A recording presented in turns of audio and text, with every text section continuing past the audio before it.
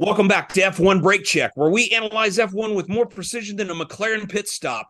Whether you're a diehard fan or just here for the absurd, we've got something for you. This week, the action took place at the storied Monza for the Italian Grand Prix. Today's edition will have a brief history of the Italian Grand Prix. Corey will melt my brain with our Stump-the-Pundit section. We'll talk simulators in our tech corner, and the latest news and rumors will be presented with our unique perspectives. So buckle up and settle in as we go full throttle into turn one on this week's episode of F1 Brake Check. Welcome.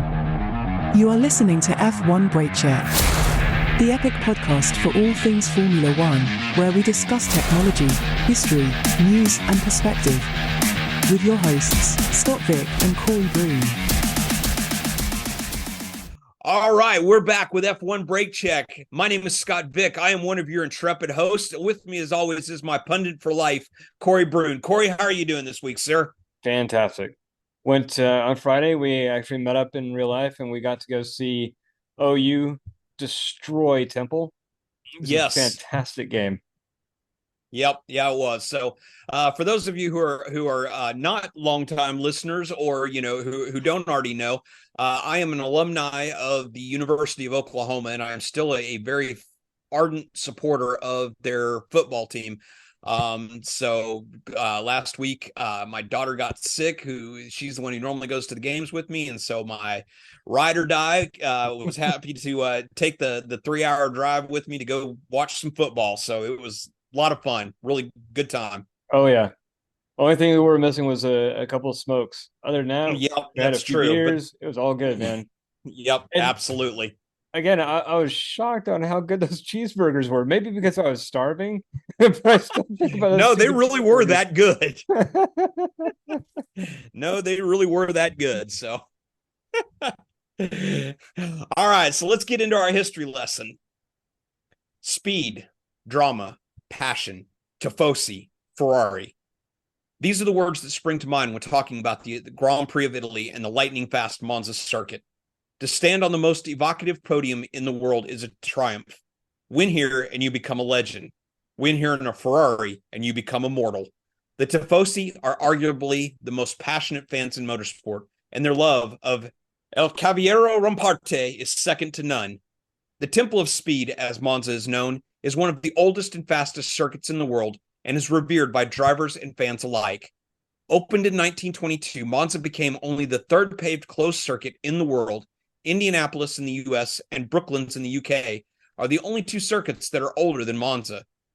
The unique design and insane banking of the oval part of the track ensured the blinding speeds that were achieved on its hallowed tarmac. Over the years, there have been numerous triumphs and a fair share of tragedies. The Black Day of 1933 that saw 3 front-running drivers killed, and the 1961 race that saw Wolfgang von Trips and 15 spectators killed when von Tripp's car crashed and tumbled over the ineffective barriers. The first Formula One Italian Grand Prix was held here in 1950, and the circuit has hosted 73 of the 74 Italian Grand Prix. Such great names as Ascari, Fangio, Senna, and Moss have won at Monza, with Schumacher and Hamilton tied for most wins at 5. Through its incredible triumphs and its tragic dark days, the Italian Grand Prix and Monza have prevailed, and it will presumably continue to do so for decades to come. So long as the Tifosi continue to bring the passion for motorsport, the Italian Grand Prix will prevail.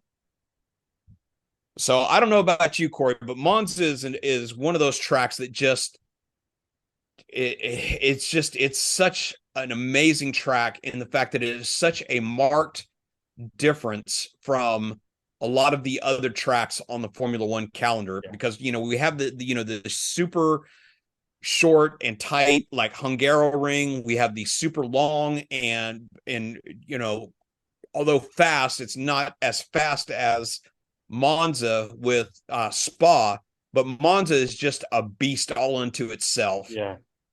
Yeah, I totally agree. It is a beast. It's super fast, as you were talking about through the history. It's one of those tracks, and we've talked about this before. I think not only the track makes it, but the fans. It's just so invigorating to see somebody win, especially somebody win in Ferrari. Oh, That is a special treat. It is. And like I said, it has probably one of the most unique podiums in the fact that you actually go across, that short little gangway, and the podium is actually sitting out over the front straightaway.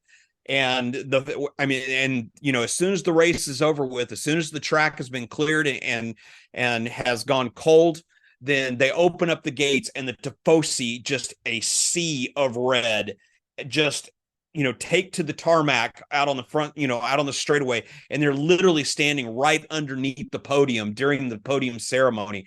And it's just their passion is just, they're right up there with, the British in their absolute, bonkers passion for Formula One.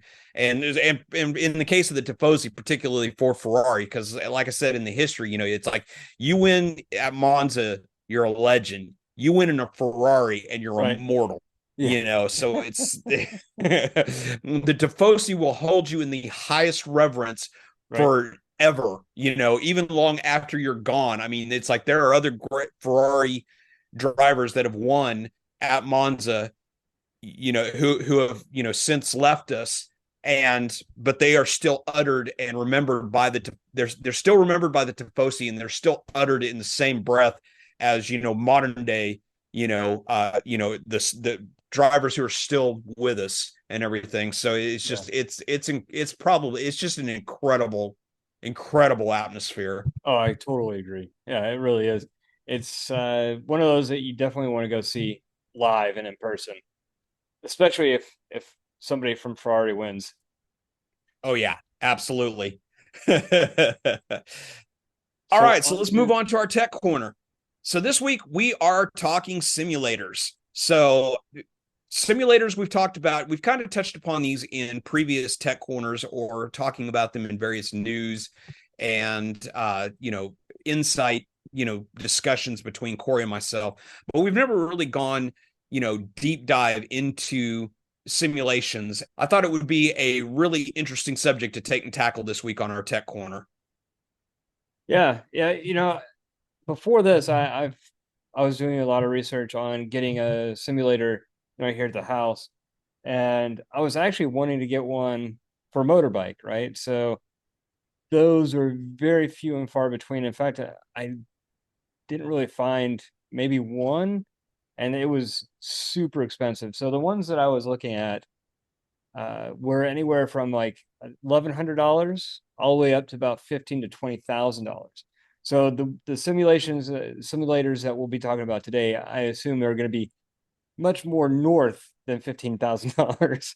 So what kind of simulations are out there today for Formula One drivers? Okay. Well, actually, what we're going to do is I'm going to actually break this down into, there are actually a number of different types of simulators that are utilized by Formula One. And although we are going to primarily be talking about the driving simulators, I thought that it would also be beneficial to also talk about some of the other simulators that are used in Formula One. So although this is not an all-encompassing list, there are really basically three simulation types that are probably most important to the Formula One teams. So there is the racing simulators. And when I say racing simulators, these are where the engineers and the mechanics and the strategists and everything will plug, a bunch of information about a particular track and information about the car and the setup and the tires and the weather. And they will literally run through and do literally thousands of simulations of what the race could look like, and they will feed in different variables like, okay, if we do 2 stops on these compound tires, or if we do 1 stop on these compound tires. And that's how those simulations that are run through the computers are how the strategists and the engineers will take and determine, okay, this is our strategy for the race. And they will actually come up with 3-4 different strategies that says, okay, if everything goes perfect, there's no incidents, in the first couple laps, there's no safety car, then our strategy is to do plan A, which might be a 2-stop race.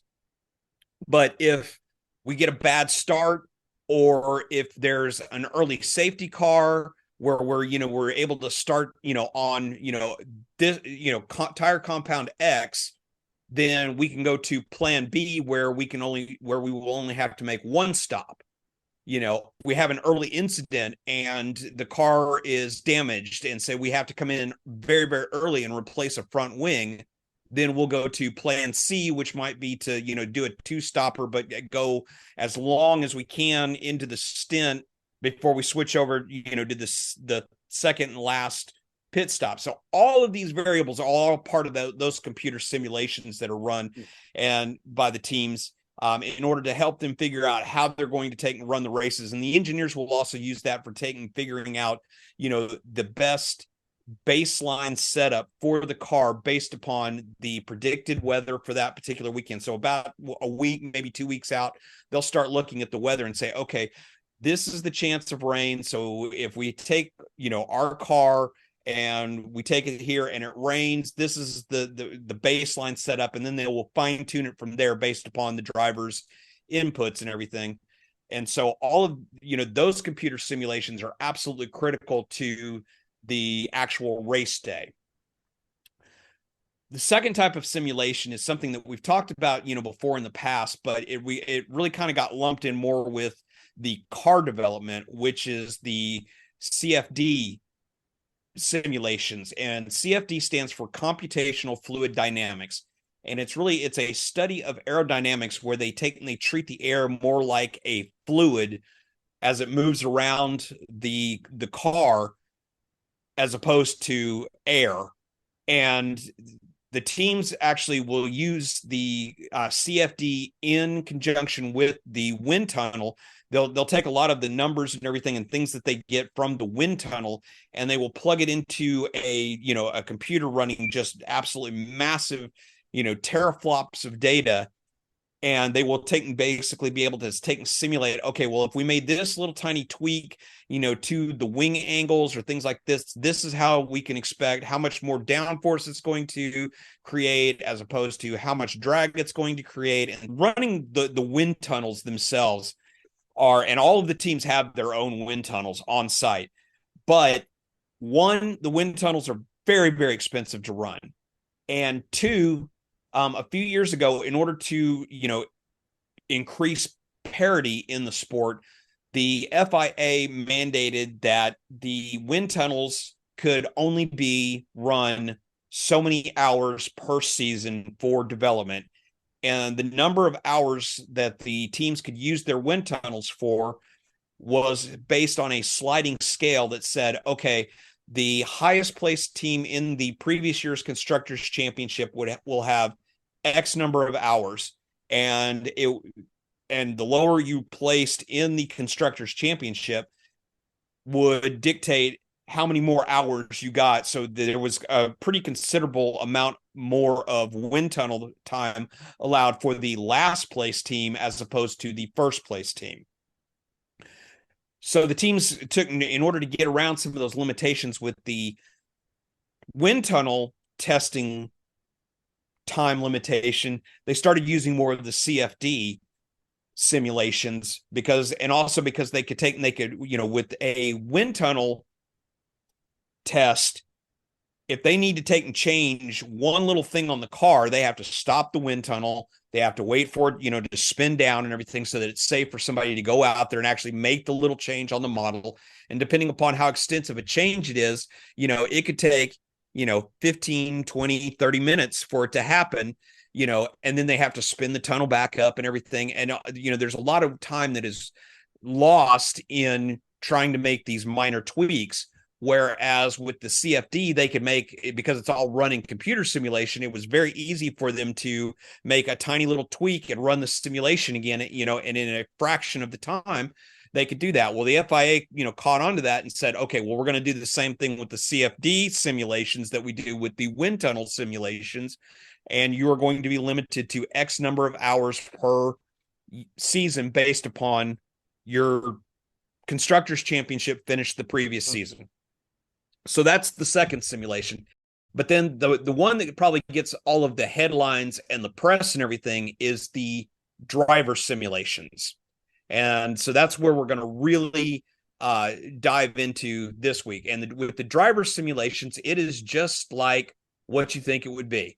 It is basically so the engineers are able to create they're able to plug in the numbers into the simulator and say, okay, this is how the car reacts when, with parameters X, Y, and Z in place running, a particular tire compound. So they're actually able to, much like what they're able to simulate what would happen during a race during the strategy simulations, they can do the same thing. So with the driver simulation, and it allows the driver to actually be able to drive a facsimile. So it's really, when you boil it right down, it's really no different between me sitting in front of my Xbox playing F1 2024, except for their simulator is significantly higher tech in the fact that first of all, they will have a monocoque that simulates the actual driver's position in the car, so that when they're sitting in the simulator, it feels exactly like it would if they were sitting in the car for real. They also have a enormously large screen in front of them. It's like you see some of the drivers, will actually have their own setups at home. And, like Max Verstappen has, famously has, like a $15,000 simulator rig that he actually had installed on his airplane. And it has like 3 curved monitors that sit. But when you're talking about the simulators that are at the factories, these will have, like 200 something inch projector screens that the drivers are looking at that takes and completely wraps around them and everything. So it's like their full field of vision is the entire screen and everything. And then also the monocoque will be mounted on motion simulators so that as they're driving the simulation on a track, they can actually feel the pitch and the yaw of the car and how the car would react in a certain situation. So like if they start to spin, it will actually cause the back end to like step out as if they were actually, spinning and things like that. So how is this policed by the FIA? Surely they have to have some say-so in what's going on with these simulations and simulators, right? Well, believe it or not, with the exception of the CFD and the wind tunnel testing, those are the only ones that actually have any kind of caps on them. And it's, from the extensive research that I did, everything that I read said that they have to keep very extensive logs of the time that they spend running, the CFD simulations and the wind tunnel simulations and things like that. And if the FIA asks for them, they have to present them. But for all intents and purposes, it's basically self-policed by the teams themselves. Interesting. I couldn't find any kind of, where, the FIA could take and pull, surprise inspections or anything like that, or they don't have anything like embedded in the wind tunnels or in the CFD computers. Now, one thing I did see though is that the vast majority of the teams are all using an off-the-shelf program for running their CFD simulations, and that the licensing on that is actually billed by the hour. So that is partially how they are able to keep track of how much time that they spend on the CFD simulations. But the thing is that I saw somebody on a comment thread that actually got me to thinking about it, that it's like, what's to keep them from outsourcing it to a third-party company to take and run all of these CFD simulations that, it's kind of off the books and everything. Yeah. The only thing that I could see is that, somebody said that, they do this self-policing, but the thing is if they get caught, that's one of those things that they can literally be banned from the sport over. So that's kind of how the policing is done there. As far as the race simulations and car simulations and things like that, there's no cap on how much or how little they can do that. So they can literally be running those, the race simulations and the setup simulations. They could literally be running those round the clock. And in a lot of cases, especially on the weeks leading, on the days leading up to a race, they will be running those simulations around the clock with different, plugging in different variables as information comes in. And I mean, they're still running it even during the course of the weekend, that, what the simulator spits out between the start of free practice on Friday and the time that they go into qualifying. That strategy can take and change dramatically just based upon how the car's performing, what the weather is doing, things like that. So because they may have gone in at the beginning of the weekend expecting the temperature to be 15, 20 degrees Celsius, and 80, 90 degrees Fahrenheit, and they'll go into the weekend and all of a sudden it's 5, 10, 15 degrees warmer or 15 degrees colder than what their initial weather data told them that it was going to be. And now they have to account for all of these new variables as they're coming in real time. And then the driver's simulation, it's exactly the same thing. There is no cap on it. Famously, before one of the races this year, I forget which one off the top of my head, maybe you can refresh my memory, but they actually had one of the factory test drivers was actually in the simulator for hours leading up to qualifying, trying to fix issues with that Red Bull was having with the setup of the car, because during free practice, the car was just dreadful. And it was because of that constant work. And I think it was China. I may be wrong, but I think it was China was the one where the simulator driver was actually spending, literally 8, 10, 12 hours a day in the simulator trying to figure out how to tweak the setup to maximize the performance for that particular weekend. And that's how come that between free practice, when the car was just dreadful, and qualifying, it was able to look so much better. And they actually won that race.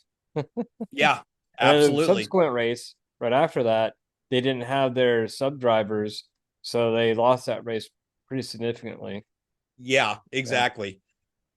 So, and then, and one of the things though that there are certain drivers that I have famously, have kind of, for lack of a better term, poo-pooed the simulators, that no matter Lewis Hamilton is famous for the fact that he doesn't put a lot of faith or stock in the driver simulators. Let's be honest. I mean, Lewis is getting to be really one of the elder statesmen in the sport. And when he was starting out, the simulators were still very rudimentary. They were more like their simulators, even though they were, much more high tech, much more realistic back then, what they had back then is about the equivalent of what you and I would have on an Xbox sitting in our living room now. And so he has famously doesn't put a lot of stock in the simulators and everything. Whereas Max does. Whereas a lot of the younger drivers and everything, they rely very heavily on the simulators. All right, so that was our tech corner for this week. So all about simulation. So let us know down in the comments what you think. So, all right, so let's move on to my favorite time of the week, our Stump the Pundit section. We're taking, I, as a longtime F1 fan, Corey is going to take and try to test my knowledge with a series of trivia questions about Formula One and its history. So, Corey, what do you have for me this week? So since actually in 2 weeks, we'll have Azerbaijan, I thought, hey, why not ask some questions over that track? First question. Which year did Azerbaijan first appear in Formula One? I want to say it was 2016. So 2016, the race in Baku was initially called the European Grand Prix in 2016. Then it became Azerbaijan Grand Prix in 2017. Ah, okay. Yeah. Gotcha. So, all right. So I had the right year, the first year that they were there, just not the first year that it was called the Grand Prix of Azerbaijan. Okay. Yep. Cool. Yep. Okay. So who won that very first race in 2017? And what team was he racing for at the time?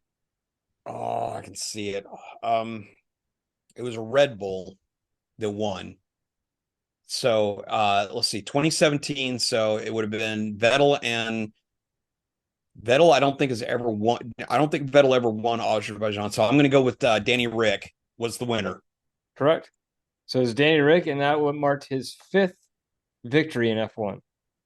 So what is the name of the street circuit where the Grand Prix is held? I think it's just called the Baku City Circuit. Yeah, because it's held in the city of Baku. Yep. Which corner of the Baku City Circuit is famous for being very, very narrow, especially around some castle walls? Well, I've always mostly you hear it referred to as the castle section, which is where it takes and it goes up this street. But I forget what the number on it is. I want to say it's like turn 8. Perfect. That's exactly it. Okay. Yeah, because I'm sitting here. It's like I've run it enough times in in my own simulator that it's like I'm sitting here going, okay, turn 1, 2, 3, 4, 5, 6, 7, 8. Yeah. It's only 7.6 meters wide and is one of the tightest turns that Formula One has. All right, last question. Which driver suffered a blowout while leading the 2021 Azerbaijan Grand Prix? And obviously that killed his race. That would be the what became known as the world famous Max kicking things meme. So it was when Max Verstappen lost the tire, went into the barrier, and then after he climbed out, he like kicked the rear wheel. Which later on became a very in my opinion hilarious meme where it would take and show different things where Max would kick something, they would superimpose Max kicking onto something else and watching something else like blow up or or a soccer player trip or something like that. Love that meme. That's it. All right, cool. No, Azerbaijan. All right, so that was our Stump the Pundit section. So if you have any other additional trivia about the Grand Prix of Azerbaijan, by all means, leave it down in the comments. Let us know.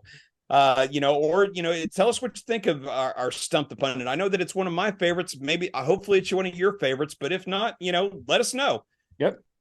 All right, so let's move on to news and our recap of this last week's action. So first up, we got to talk about the scarlet horse in the room. Ferrari rule the day and swim in a sea of red. As we talked about during the history section, you win in a Ferrari and you become immortal. For the second time in his career, Charles Leclerc wins the Italian Grand Prix in a Ferrari and becomes the darling of the Tifosi. Also, just a fantastic race for him. Yes. Those Ferrari cars were they looked on top of it. Strategy was great, which is funny because when they made that call for early on to change tires and come into the pits, I was thinking, oh, they messed with Charles yet again. I cannot believe this guy's luck. And ye of little faith, because they called it right. They got the tire strategy perfect and he got in. And he looked great the entire way. He really just looked like a champion. We had signs and good grief, he was just on top of it. He looked just as good. It looked like Ferrari is back. And hopefully this is not like a one-off. Hopefully this is going to be a trend for the rest of the year. Yeah. Well, Frederick Vasseur seems to think so. His interview to F1, he was saying, we're in contention. We are definitely there. So 100%. Now Red Bull they have some serious challenges here. Oh yeah, absolutely. First of all, you touched on it, the first thing in the fact that Ferrari got the strategy perfect. When McLaren and all of the other front runners decided to do a two-stopper, but But Sainz and Leclerc, they did it perfectly in the fact that they went with a one stopper, and the fact that Carlos Sainz, like you said, he made moves when he needed to. He was aggressive, and he was, fantastic in helping support, Leclerc. But Leclerc also drove a fantastic race. When Lando made a mistake, Leclerc was right there on his tail. So, and knowing that, Lando had another pit stop coming up, he knew that he didn't have to fight him. So he was able to kind of manage the tires a little better, knowing that he was going to go the distance on those tires. Exactly. And like you said, they are in it. They are in it with a shout, because right now, the Constructors' Championship standings are just, they are so tight right now. And the fact that, you've got Red Bull's only 14 points off of, is only 14 points ahead of McLaren, but Ferrari's only 31 points behind McLaren. So, it's right now we've got a three-way battle royale for the Constructors' Championship without a doubt. And and then also because Max and Checo finished behind both of the McLarens. It was even though he wasn't able to win because he still had the fastest lap, was able to maximize the points that were on offer this weekend, and he took another big chunk out of Max's lead in the Drivers' Championship. But I think we are definitely going to have a new winner of, at the very least, the Constructors' Championship this year. Now, will Red Bull stay down? I don't think so. They've got more upgrades that are coming that will improve the car. I guarantee you that Max will, seriously, and Checo will also do his best to take and try to rectify, what they can, on the race weekends and everything. That I don't know necessarily that there's a lot of things that have to go Norris's way and go against Max in order for Norris to be able to overhaul him. Yeah, so let's talk about McLaren real quick. I know we've already touched, upon, how they've, again, taken another chunk out of Red Bull's lead in the Constructors. Lando's taken another huge chunk out of, Max's lead in the Drivers' Championship. But, McLaren looked great all weekend long. But again, it's just one of those things that they looked very, very racy, and the thing is that, they're still not operating under, true team orders, except for when it's necessary, so they were allowed to race each other, under, or as Zach Brown referred to it as papaya rules. Which means that, they're allowed to fight so long as they don't take each other off, which is fantastic. It was like Oscar's move, in the second chicane was just inspired. It was just, and I think it caught Lando out. I don't think Lando was even expecting it, and Piastri just said, "Yep, I'm going to send it," and he did, and he made it stick. So no doubt about it. Yeah. Yep. But the fact that, and then later on in the race, it's like they looked very racy and everything. And they looked, McLaren just looked fantastic. Just so happened to be Ferrari's day in the fact that they got the strategy just a little bit better than McLaren. I think if anything that's going to let them down this season, I think that's the one spot where they're still kind of a little bit behind Red Bull and Ferrari is in the strategy department, because we've already seen it bite them a couple times this season, and we saw it bite them again in the fact that Ferrari went for the one stopper, McLaren went for the second stopper, and even though the McLaren at the end of the stint just seems to come alive, even on worn tires and everything, it just wasn't quite enough. And credit to Sainz at Ferrari. He was able to hold off Lando and, keep so that Leclerc could, maintain his lead and everything. So, but even then the car was coming on strong, and, Lando only finished 2 point something seconds behind Leclerc at the end. Yep. So, it was still, one more lap and Lando probably would have been right up Leclerc's gearbox. So on the Mercedes, Yeah, so Mercedes, had another kind of, after, the before the pre-summer break when everything seemed to be going Mercedes' way, now they seem to have kind of settled into a groove as the back of the top four. Hamilton had a pretty awful qualifying, but as Lewis does during the race, he just seems to he's like very few drivers in the fact that he can just seem to find another gear come race day that other drivers just don't seem to have. And he was making, significant, progress up the field during the race itself, and contributed a lot to Mercedes, results this weekend, and the fact that he was able to come home in fifth. It was like he was only 7-8 seconds behind Carlos Sainz at the end. And Russell, poor Russell, he had a good qualifying, but then he takes and he gets, he locks it up going into the first turn, and because he qualified third, but then he locks it up going into the, into turn one, overcooks the corner, has to take to the runoff area, rejoins like in seventh place, I want to say. Yeah, he had to get a lot of places back. Yeah. Loses the end plate, tangles with another car, ends up losing the end plate on the front wing, has to come in, and at one point he's running almost dead last. And for the fact that he was able to fight his way all the way back up to seventh place.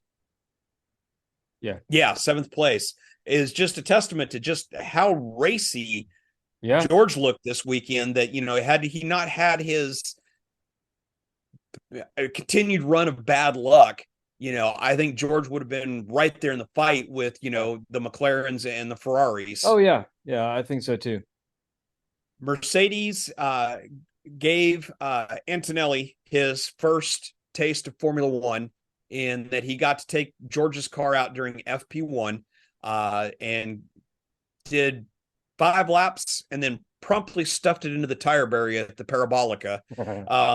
And then shortly after that, Mercedes announced that he was actually getting the second seat at Mercedes. You and I both talked about this last week, that we thought, there were other drivers that would be much more beneficial to Mercedes if they were given that seat.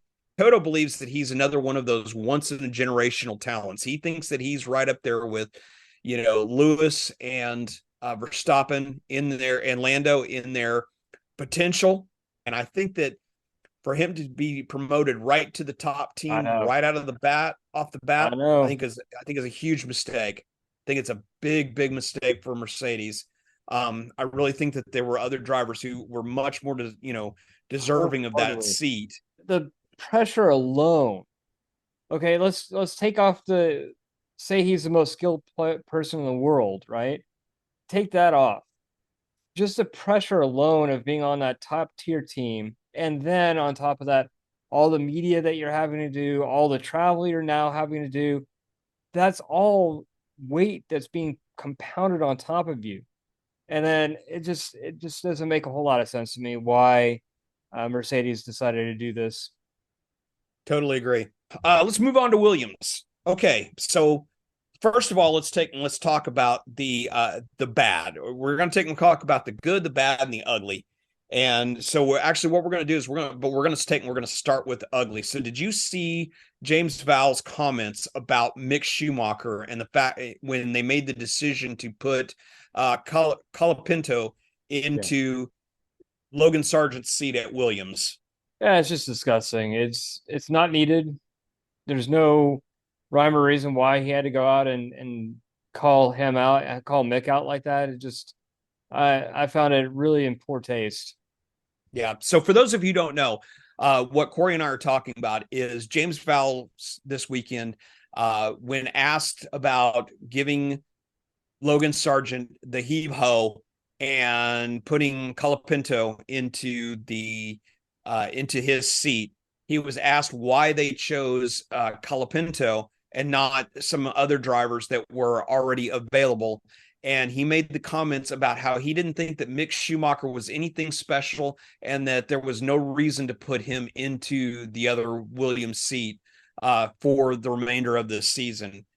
So with those comments, I'm with Corey in the fact that I thought they were really uncalled for. It was uncalled for and truly unprofessional of James to do this. Yeah, I mean, it would be one thing if it were true. Yeah. Because, but I mean, we're talking about Mick Schumacher, who has, a considerable amount of talent. There is no denying that, because he has won championships at every single level except Formula One. Right. And usually he did it. And most of the time he did it the first season he joined a particular formula, because he did it in Formula 3. He did it in Formula 2. He did it in lower categories. He would do one season where he would be, where he would learn his way around, and he would be champion the second season around. And given the right tools and the right support, he's fast. He is very, very fast. I mean, that's the reason why, Mercedes has utilized him, week in and week out as the reserve driver in case something happened to Lewis or George where they couldn't go. Mick was right there. So obviously Mercedes sees something in Mick. And and I thought that, Val's comments were really off base and they really, really uncalled for. And I really think that they were, flat out wrong. Yeah, completely. To be perfectly honest with you. Yep. Same. All right, so let's talk about the good. So Alexander Albon once again takes and gets some much needed points for Williams. He didn't, he didn't have a stellar qualifying, in the fact that he only, but I mean, he still made it into Q3. So, I mean, it was just all in all, it was, he kept his nose clean and he finished where he started. So he got some much needed points. So that was definitely a good thing for Williams this weekend. Yeah, finally. They've been on a winless streak for a while, or a pointless streak for a while. Mm-hmm. Yep. Yeah. Some of it of their own making, and some of it, just bad luck. So for Alex Albon this weekend, he had a really good, kept his nose clean, ran a great race, and brought home some much needed points. So for the bad though, I guess really bad is not the right word to use, because it wasn't bad. It was actually okay. So I'm going to say the good, the mediocre, and the ugly.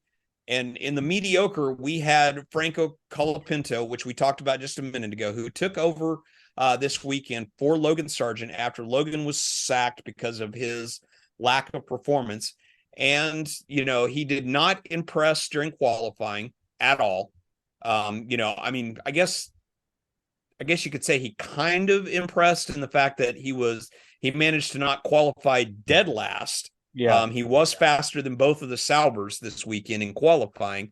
And he only got out qualified by, in the Lance Stroll, in the much, refined Aston Martin, and he was only 0.05 of a second off of Lance's qualifying time.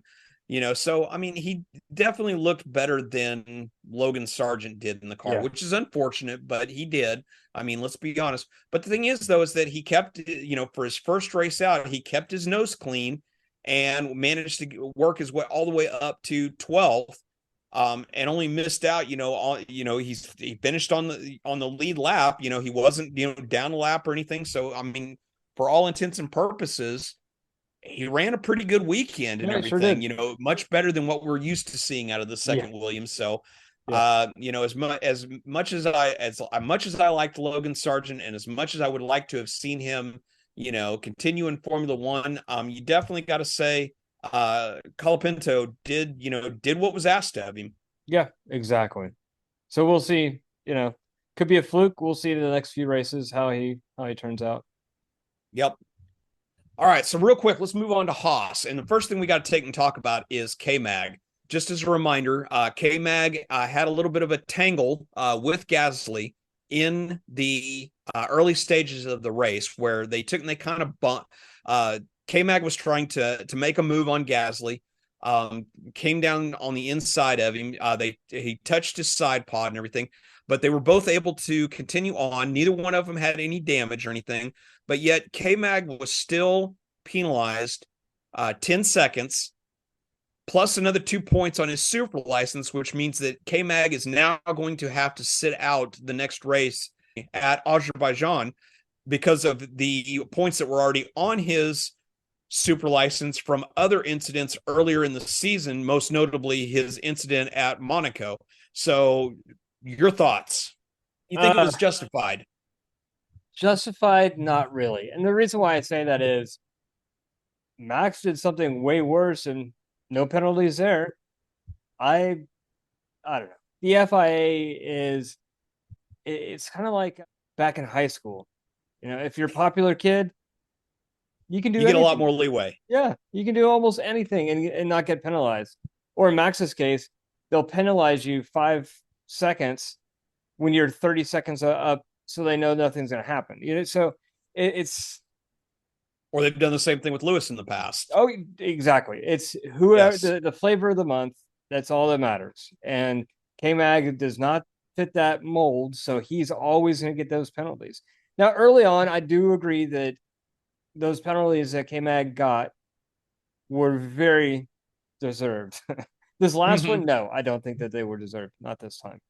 Hulk also got penalized 10 seconds for his numerous battles with the Red Bulls this weekend, which painful. Those ones I thought were completely justified because it's like he ends up, banging wheels with Yuki Tsunoda, ends up putting Yuki out of the race. Yuki ends up being the only DNF this weekend from the race. And then later on, he's battling with Danny Rick as well and causes another incident.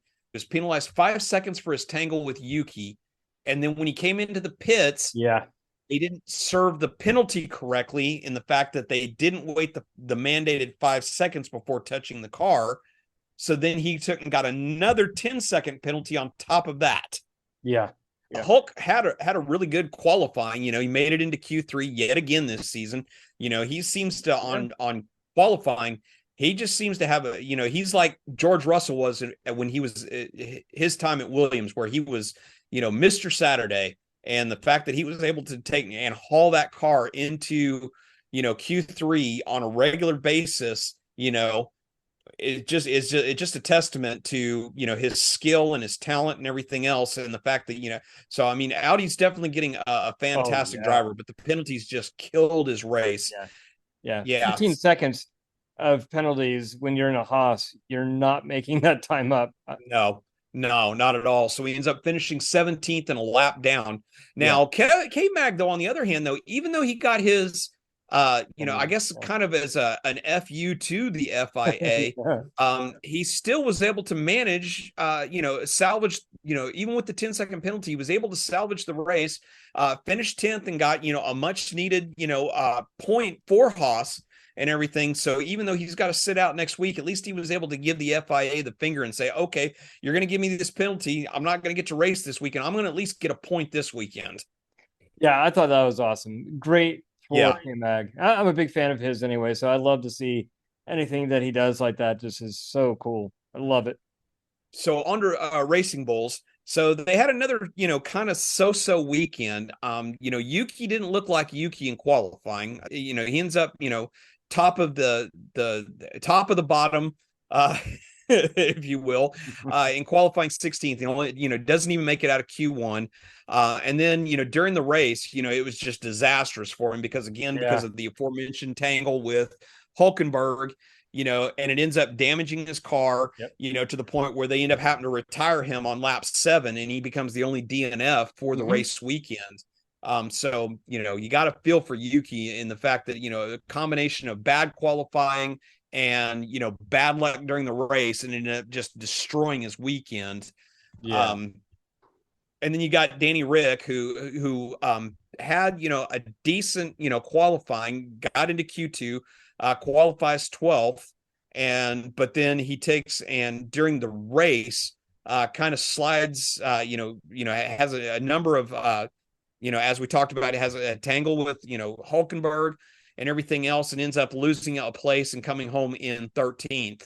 So not a great weekend, but it's, but we're starting to see it now, kind of what I was kind of hoping would happen, kind of was hoping and kind of wasn't hoping would happen, because I was hoping that he would push Yuki to be better, but Danny Rick is now starting to out-qualify Yuki on a regular basis, and he's starting to outrace him on a regular basis. And is it a matter of Danny's just getting that much better, or is Sonoda kind of taking a step back?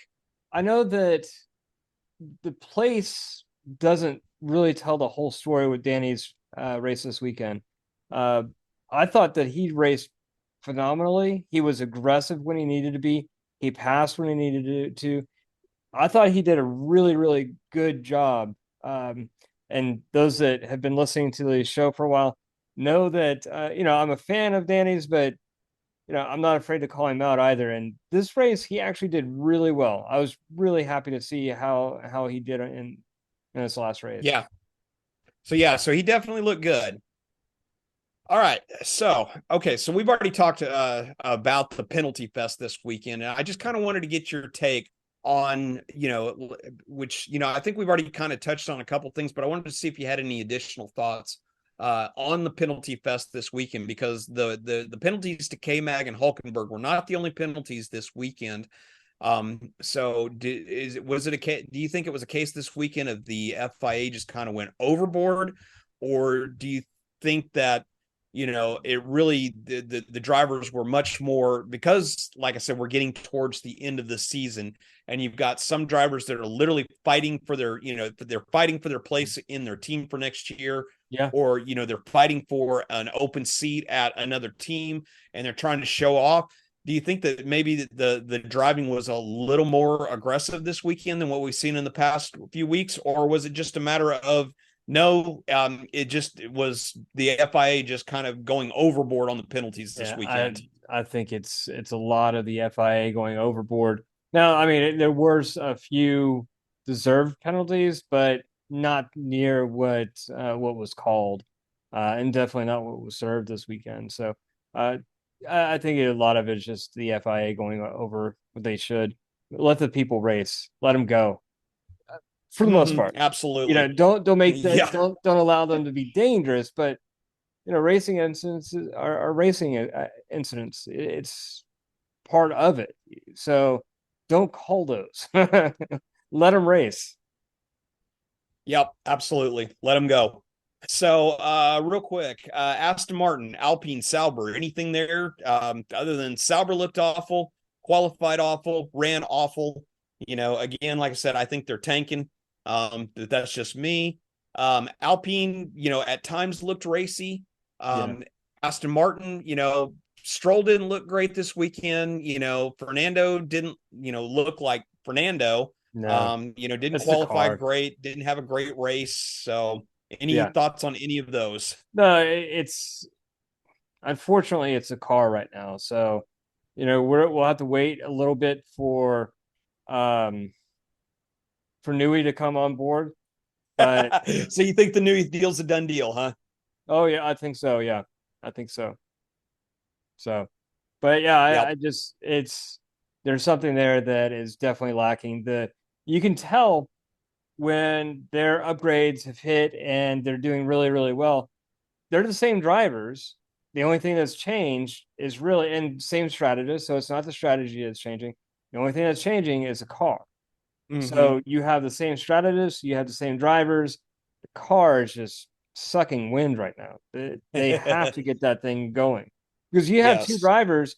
And, I know a lot of people aren't the biggest fan of Stroll, but I think he's a really decent driver, and put in a good car. I think that he has the chops to make it in, maybe not win a championship, but I think he could definitely be up pretty high up in the stats. But, certainly Alonso would definitely be able to win a championship. I mean, we saw him, what was it, last year? Yeah, it was last year, where him and Max were, head to head, and he still definitely has it. Aston Martin just has to get the car, whatever the problems are there from a performance standpoint, they have to get that rectified. Yep. So last two things. Okay, first of all, I just wanted to see if you had any thoughts on Piastri. His record continues in the fact that he has completed every single lap of every single race and sprint race this season. He's the only driver on the grid who can say that. I think it's amazing and good for him. Yeah, I'm really happy to see that, especially on Team McLaren. Yes. So yeah, exactly. Especially on Team McLaren. And also because, last year, especially when the car looked really dreadful, we were admittedly, we were a little hard on Piastri. Yep. In the first half of last season before the summer break. And to see him bounce back like that, and we've sung his praises. We've both said, hey, we were wrong. He is much better than what we initially thought. And this just goes to cement even further the fact that Piastri is the real deal. He is really one of the, I would say he's probably, top 3, top 4 drivers, on the grid right now. Oh yeah, no doubt about it. It's really him and Norris right now. It's not a really clear who's number 1, who's number 2. I think that Norris has him a little bit on edge, but give him another year. I don't know what that looks like. Yeah.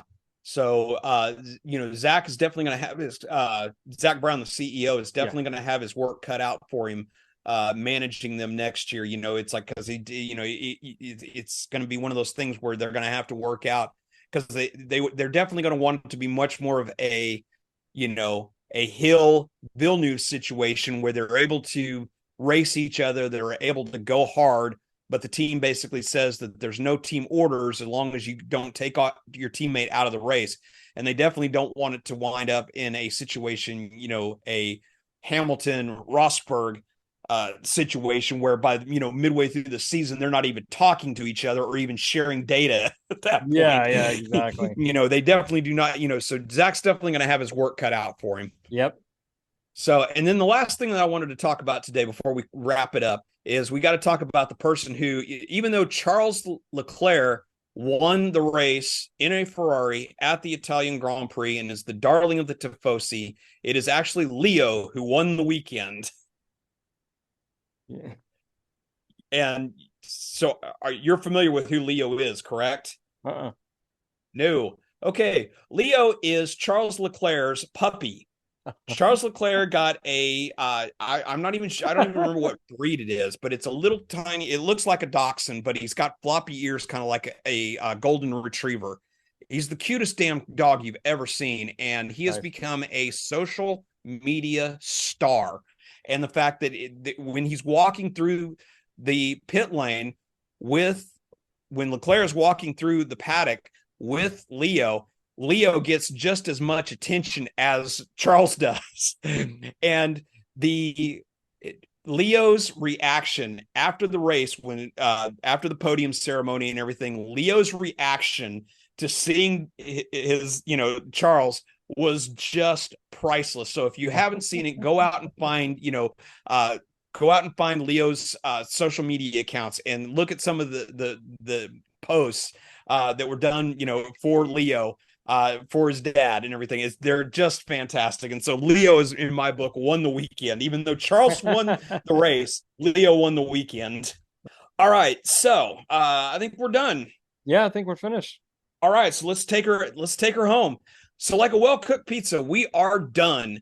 We'll be back next week with an all-new biography of one of the great characters from F1's past, more technology goodness in our tech corner, more pundit stumping trivia, and lots more. So until next time, he's Corey, I'm Scott, we're the pundits of F1 Brake Check. Let's go!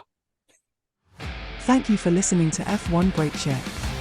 If you have enjoyed what you heard, don't miss a single episode by hitting that subscribe button in your favorite podcatcher, or you can watch the video version on YouTube. Help us grow by sharing us with your friends and fellow F1 fans. You can contact us on Facebook, Instagram, Threads, TikTok and X at F1 Brake Check. Our website is f1brakecheck.com, where you will find links to all our content. We value your passion and your feedback, so please take a moment to review our podcast. Your reviews help us grow and improve, and it means the world to us. Share your thoughts, rate us, and let us know how we can make the show experience even better. F1 Brake Check is a production of Brake Check Media. For your hosts Scott Vick and Corey Broom, until next time, keep yourself inside track limits, and try not to pitch it in the kitty litter.